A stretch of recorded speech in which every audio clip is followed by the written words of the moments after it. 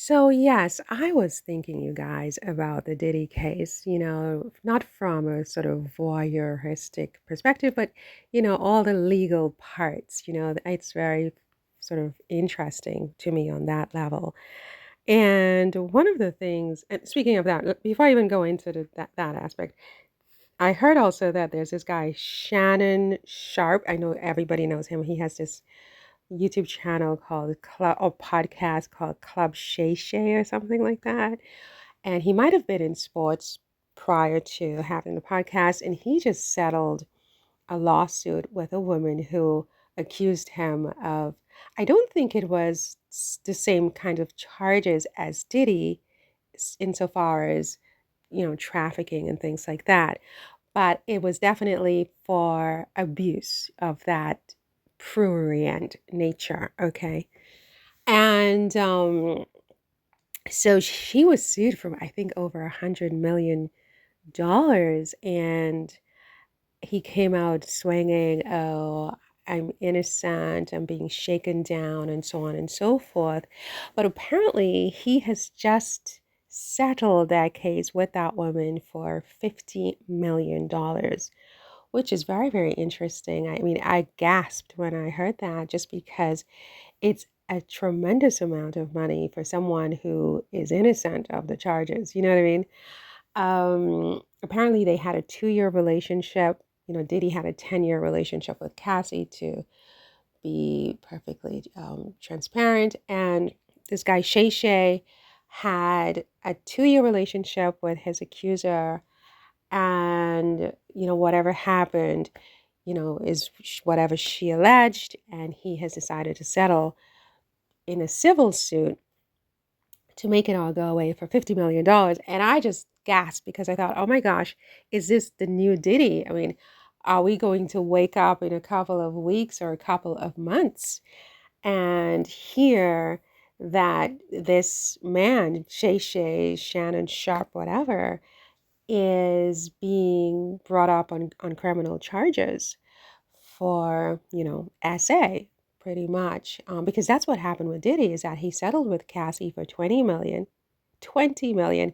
This case was settled for 50 million, more than double, almost 3 times as much as what Diddy paid Cassie. And so he settles with Cassie for 20 million, and then months later, we have what is it? Not the D. I almost said the DI, the FBI, and all these people raiding his homes in Los Angeles and Miami, and coming up with boxes upon boxes upon boxes, and then having the New York federal prosecutors hold a press conference to tell us that this man had committed or engaged in racketeering, and that he had done a whole bunch of other things, and that he was, being arrested and held without bail for almost a year, and then had trial, etc., etc., etc. So when I heard this, because I don't know this guy Shay, I just know that I've heard of him, and I've seen snippets of his YouTube channel, because sometimes YouTube might feed me something. And I remember one time, um, maybe a couple of weeks ago, Amber, Kanye West's ex-girlfriend, Amber, I forgot her last name, she was on this guy's show. And so I saw snippets of it. And she was wearing this dress, and she was like, she rented the dress, and I'm going to return this bleep as soon as the interview was over. I thought that was funny. It stayed with me, so I remembered. But anyway, I digress. So this guy, Shay, he, this guy Shay, he settled the case, and now I'm just scared for him that he's going to be brought up on huge charges very soon. But this brings me back to Diddy, and there was this other thing. I don't remember who I was listening to yesterday or the day before. One of the channels where Diddy is definitely not a welcome guest, and the person was saying that something about Diddy's sawed off shotguns. And then I remember that in the beginning of the case, there was all this talk about guns, and Diddy owning these guns, I guess illegal guns, and that he may be brought up on new charges about these sawed-off shotguns, you know? And I was like, oh my gosh, is Diddy going to be facing new charges? And why didn't the prosecutors deal with this in the racketeering case as, you know, as one of the predicate acts, you know? And it's very bizarre.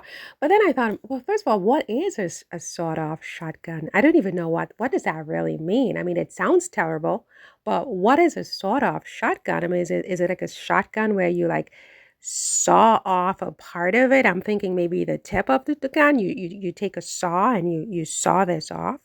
And so if you do that, what? Is it like a worse gun? Is it like a worse? Is it more deadly? Is it what? Is it louder? Is it like an explosive? I mean, why is the fact that it sawed off such a federal crime, you know, that this YouTuber was saying that, you know, he's going to be brought up on these sawed-off shotgun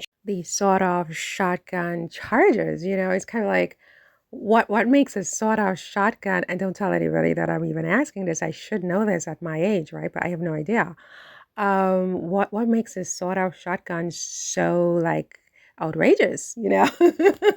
I mean, that Diddy, I mean, America, I mean, well, in all seriousness, America is a Second Amendment driven country. I mean, people, if you suggest taking away people's guns in America, you could find yourself, you know, strung up by a noose in an apple tree, right? People really take their guns very seriously. So the fact that Diddy owned guns, I mean, why should I be outraged ipso facto by just that alone? Like, what's going on? What am I missing? Is it the fact that it was sawed off?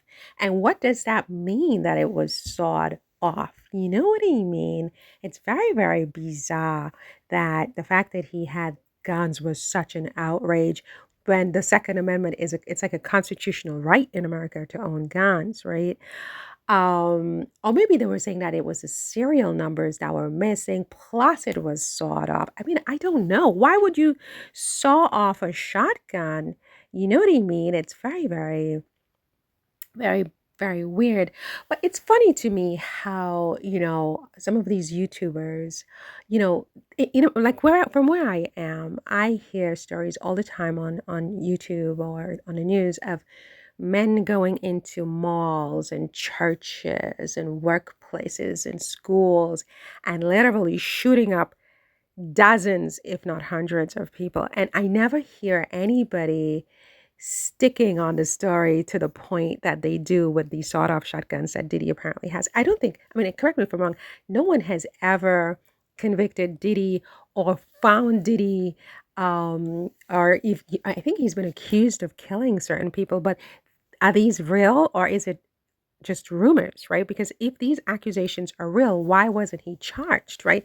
To my understanding, he's never gone into any schools or any places of worship or whatever and shot up dozens of people or even just one person, frankly. So, well, I mean, there was that thing with the nightclub in New York, but I mean, he was acquitted of that.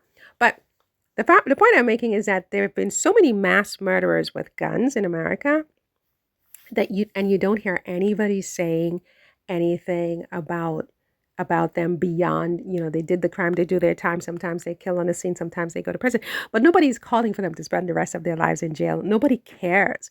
But this man owns a shotgun, which I think is his constitutional right, assuming he bought it legally, which why wouldn't he? He certainly has the means, right, and the need for it. He's a celebrity, and yeah, people will try to take him out.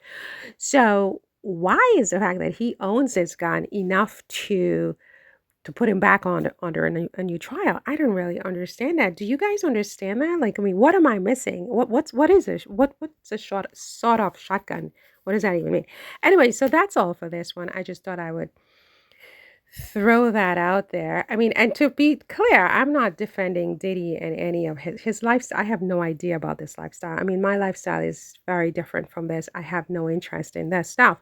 But it's just how do we apply the law and who gets the benefit of the doubt, and why, why?